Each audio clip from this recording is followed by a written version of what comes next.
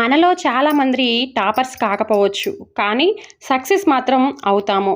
సరైన మెటీరియల్, సరైన రివిజన్, సరైన ప్లాన్ ఉంటే డిఎస్సిలో విజయం సాధించడం అసాధ్యం కాదు. ఆ ప్రయాణంలో మీతో కలిసి ఉండడానికే స్వాతి పాఠశాల. చదువుని సులువు చేద్దాం.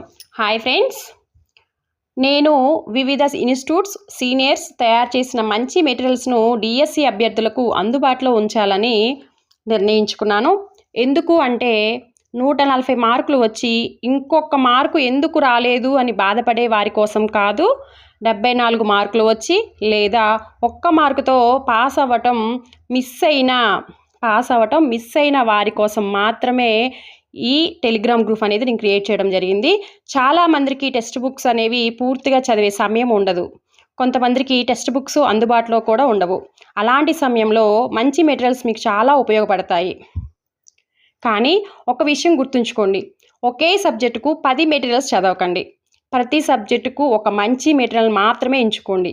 దాన్ని పూర్తిగా చదవండి. 2-3 సార్లు రివిజన్ చేయండి. 200 పేజీలు లేదా 300 పేజీలు ఉన్న బుక్కుని చదవడానికి ఇబ్బందిగా అనిపిస్తే ఫస్ట్ ఒక మంచి మెటీరియల్, అంటే మీ మైండ్ సెట్కి సెట్ అయ్యే ఒక మంచి మెటీరియల్తో ప్రారంభించండి. అది తక్కువ పేజెస్ ఉంటుంది కాబట్టి మీరు త్వరగా కంప్లీట్ చేయగలుగుతారు. 1-2 రోజుల్లో పూర్తి చేయగలుగుతారు. అప్పుడు కంప్లీట్ అయిన తర్వాత టెక్స్ట్ బుక్ ఓపెన్ చేయండి. ఆ టెక్స్ట్ బుక్లో చాలా విషయాలు ఇప్పటికే మీరు నేర్చుకొని ఉంటారు కాబట్టి అర్థం చేసుకోవడం చాలా సులభం అవుతుంది. రివిజన్ కూడా వేగంగా చేయగలుగుతారు. మరో ముఖ్యమైన విషయం ఏంటంటే, ఎవరు ఏ మెటీరియల్ చదువుతున్నారు అని చూసి ఫాలో అవ్వకండి. ఈ విషయం అయితే అస్సలు చేయకండి. ఎవరు ఏ మెటీరియల్ చదువుతున్నారని ఆరా తీయటం, వెతకటం అలాంటివి అస్సలు చేయకండి. మీకు ఏది సెట్ అవుతుందో అదే ఫాలో అవ్వండి. మీకు ఏది సెట్ అవుతుందో ఎలా తెలుస్తుంది? ఒక మెటీరియల్ తీసుకొని కంప్లీట్గా చదివి పక్కన పెట్టేస్తే మీకు అది సెట్ అయినట్టే. ఇంకా కొత్త మెటీరియల్ అవసరంలా.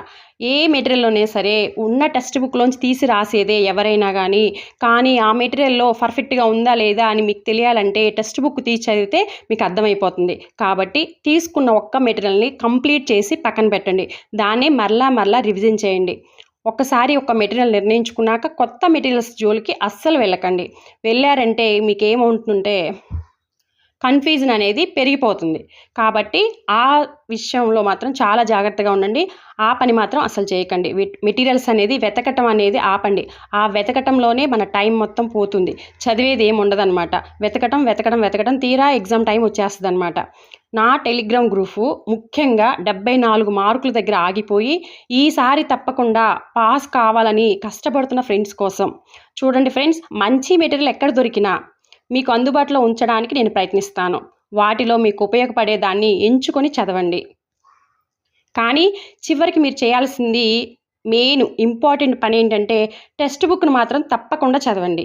మీరు ఏ మెటీరియల్ చదివినా పర్లేదు, చివరికి మాత్రం ఖచ్చితంగా టెక్స్ట్ బుక్ను అయితే తీసి చదవాల్సిందే. దాన్ని రివిజన్ చేయాల్సిందే. కానీ మనం ఫస్టే అందరిలాగా మనం కూడా టెక్స్ట్ బుక్ తీసి చదివేద్దామంటే చాలామంది వల్ల కాకపోవచ్చు. కాబట్టి ఒక మంచి మెటీరియల్ ఎంచుకొని చదవండి అని చెప్పడమే నా ముఖ్య ఉద్దేశం. రివిజన్ ఇదే విజయానికి ముఖ్యమైన రహస్యం. కాబట్టి ఒక మంచి మెటీరియల్ ఎన్నుకొని దాన్ని చదివిన తర్వాత టెక్స్ట్ బుక్ను ఓపెన్ చేసి చక్కగా చదువుకోండి. మీ సక్సెస్ని మీ చేతిలోనే సక్సెస్ అయ్యేలాగా చూసుకోండి. Thank you friends. ఈ వీడియో నచ్చినట్లయితే మన ఛానల్ని సబ్స్క్రైబ్ చేయండి. అలాగే మీ ఫ్రెండ్స్కి కూడా షేర్ చేయండి. ఇలా మెటీరియల్స్ కావాలి అనుకున్న ఫ్రెండ్స్ నా టెలిగ్రామ్ గ్రూప్లో జాయిన్ అవ్వండి. Thank you friends. All the best.